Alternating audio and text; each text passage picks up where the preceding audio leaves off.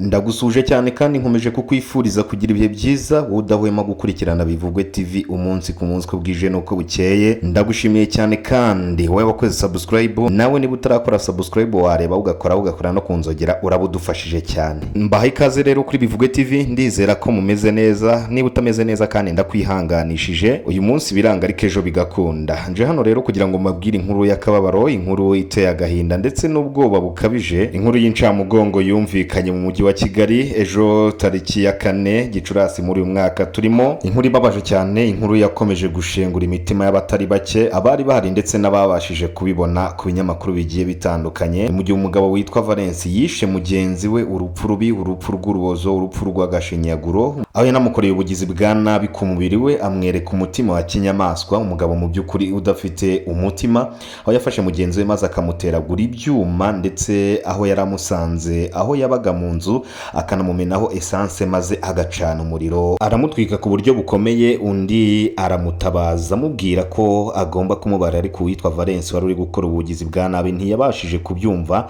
Nyuma yuko amaze gukora iki gikorwa cy'umunyamaswa rero yahise yirukanka aracika. Ubwo undi wari uri guhira mu nzu ari we witwa Rosine nibwo yatabaje cyane avuza induru, kubera ko yari ari gushya ku buryo bukomeye, ndetse n'ibintu byose byari biri mu nzu yabagamo byari byamaze gufatwa n'inkongi y'umuriro biri kwaka. Nibwo rero abaturanyi baje birukanka baza kureba ibibaye, maze basanga hari umuriro mwinshi cyane uri kwaka mu nzu ya Rosine yari asanzwe abamo. Niko kwirukanka bagerageza kumukuramo, undi nawe asohoka yirukanka ari kwaka umuriro. Abaturage rero bagerageza kumuzimya ndetse bagerageza no kuzimya inzu yari iri gukongoka cyane, ariko bakimara kuhagera basanze umugizi wa nabi wamaze gukora ibi yamaze kwirukanka yacitse. Ari nabwo rero inzego z'umutekano zikomeje gushakisha uyu Valens wakoze aya mahano. Inkuru y'incamugongo rero yabaye ku mugoroba wo kuwa kabiri, aho uyu mugabo witwa Valens ngo yaje gusura uyu mudamu witwa Rosine. Ibi bikaba byarabereye mu murenge wa Nduba mu kagari ka Gasanze mu mujyi wa Kigali, aho uyu Valens yaje gusura uyu mugore witwa Rosine, ariko Valens akaba yaraje gusura Rosine afite umugambi wo kuza kumwica.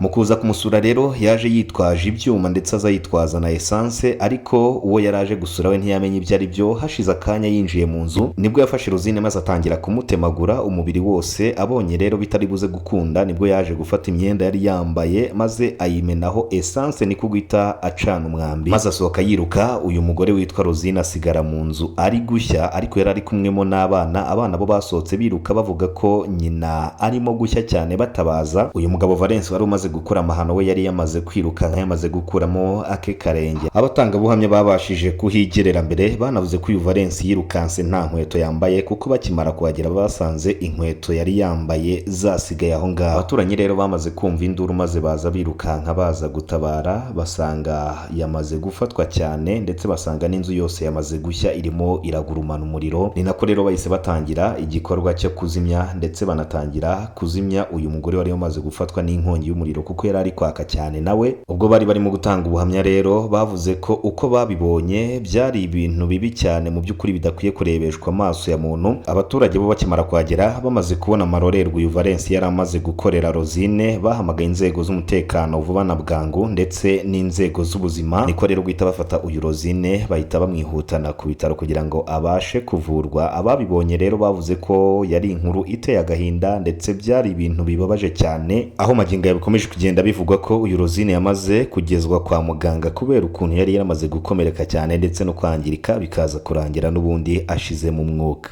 Ndetse banavuga ko uyu Rosine yari amaze iminsi mike cyane ahashye ibikoresho byinshi kandi bihenze mu nzu.